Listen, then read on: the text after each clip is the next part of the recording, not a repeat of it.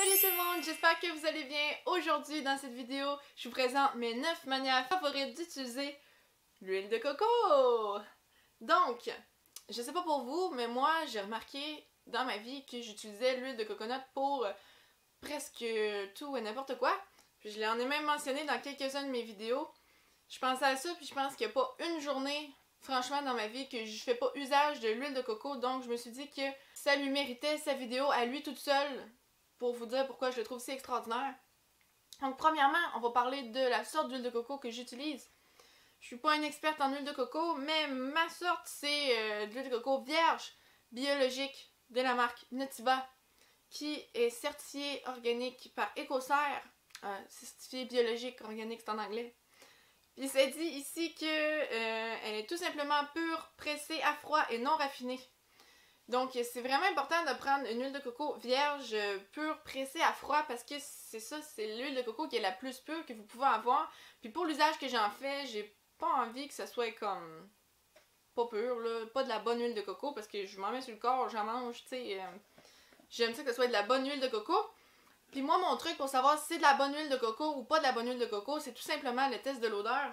Donc, ce que vous faites, c'est que vous ouvrez votre pot d'huile de coco, puis vous lui donnez un bon sniff. Si c'est de la vraie huile de coco puis de la bonne huile de coco, ça va sentir l'huile de coco. Moi, j'ai déjà utilisé une autre sorte d'huile de coco qui n'était pas de la marque Nutiva, qui, tu sais, ça disait comme vraie huile de coco, mais ça sentait pas en tout le coconut, puis la texture était pas tout à fait pareille, puis en tout cas, je l'aimais pas autant.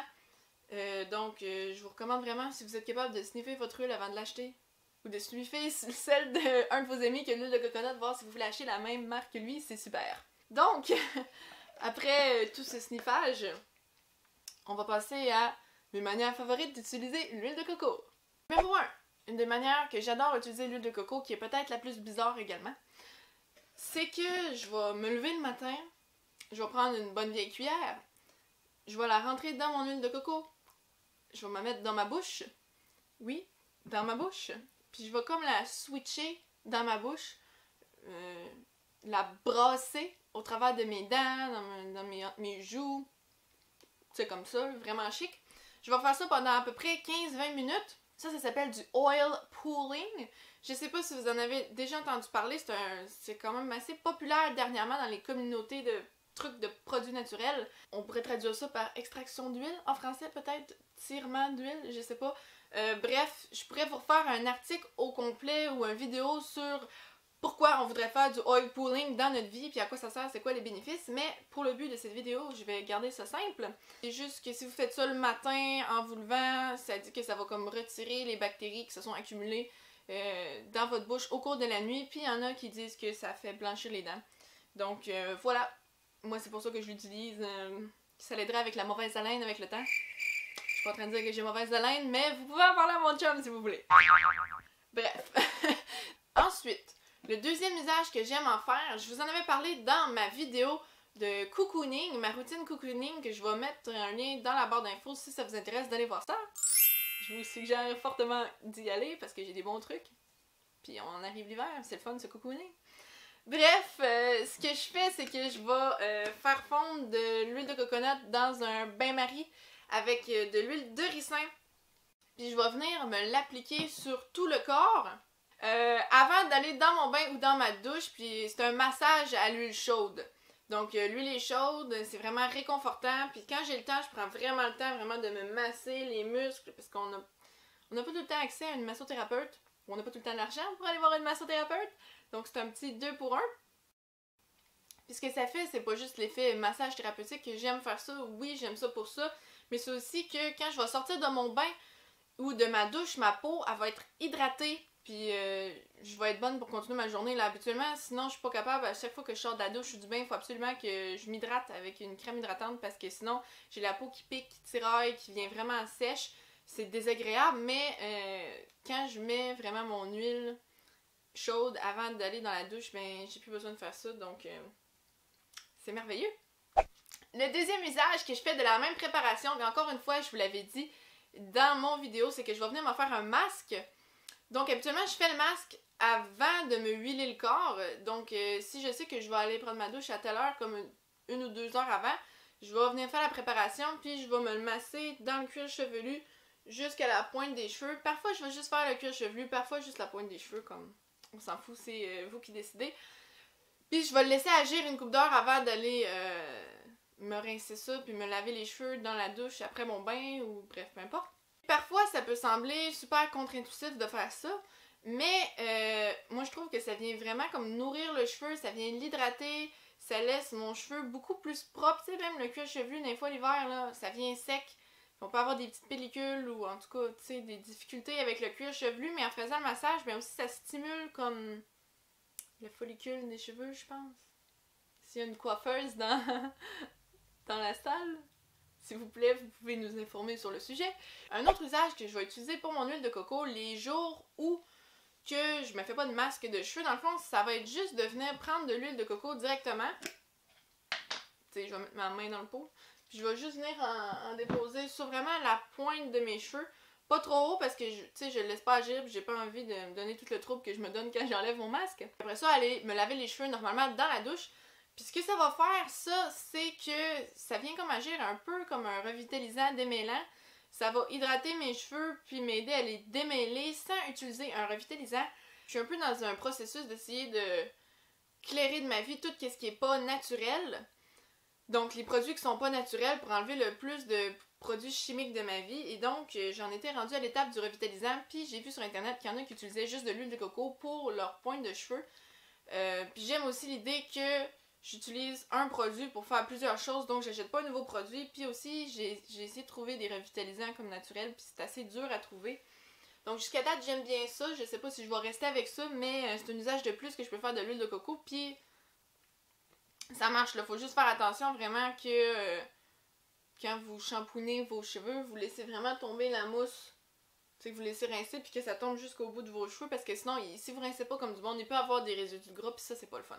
Un autre usage de l'huile de coconut, c'est, encore une fois, dans l'éventualité que je n'aimerais pas masser à l'huile chaude avant de rentrer dans mon bain, que là j'ai besoin de m'hydrater en sortant de mon bain parce que j'ai la peau sèche, je vais juste venir prendre de l'huile de coconut pure et simple directement dans le pot, puis je vais venir me l'étendre partout sur le corps. J'ai pas besoin de la faire fondre parce que avec la chaleur du corps, ça va venir comme fondre directement sur votre peau.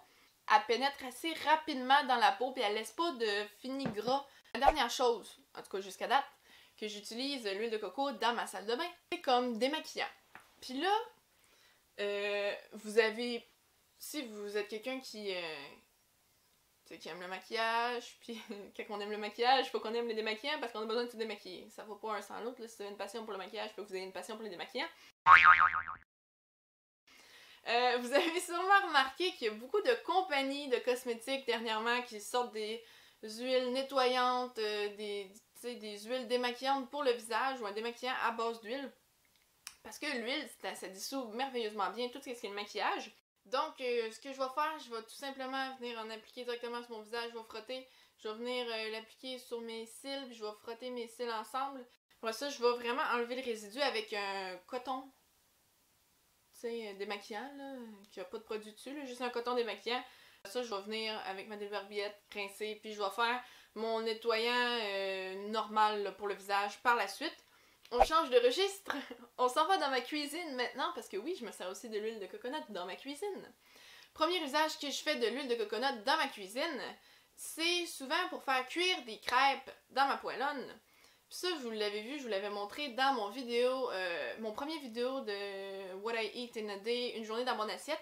Je vous montrais mes fameuses crêpes banane œufs que je vous recommande fortement. Et je les fais cuire dans la poêlonne avec nul autre que de l'huile de coco. Pourquoi j'aime ça? Pour des crêpes, ben c'est parce que c'est comme sucré, puis ça, vu que ça goûte le coconut, ça donne un petit goût de coconut à nos crêpes, c'est merveilleux. N'importe quelle crêpe, je ferais cuire avec ça. Puis aussi, j'ai entendu dire que il y a certaines huiles qu'on utilise pour la cuisson dans la poêlonne là, qui dégageraient des produits toxiques quand ça serait chauffé. Puis je sais que l'huile de coconut est une des rares huiles de cuisson qui ne dégage pas ce procédé chimique toxique quand il est cuit à plus haute température.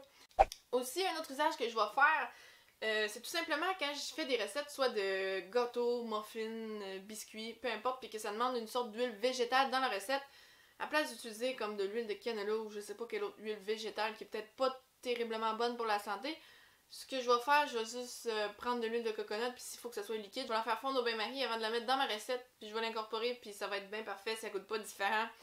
On est rendu au 9e point, le 9e usage de l'huile de coco, et non le moindre. J'ai décidé de me faire un petit contenant de Vicks maison, donc une Vicks Vaporobe, tu sais l'affaire qu'on se passe partout sur le corps quand on est malade puis qui sent fort. L'histoire de pourquoi j'ai pensé à faire ça, c'est que j'étais malade, ça m'arrive des fois de commencer des petits rhumes, puis j'arrivais à la fin de ma bouteille de Vicks que habituellement quand je suis malade, je vais venir m'en passer sur la, tu sais comme la poitrine, la gorge, en dessous des pieds, en dessous du nez quand j'ai le nez bouché.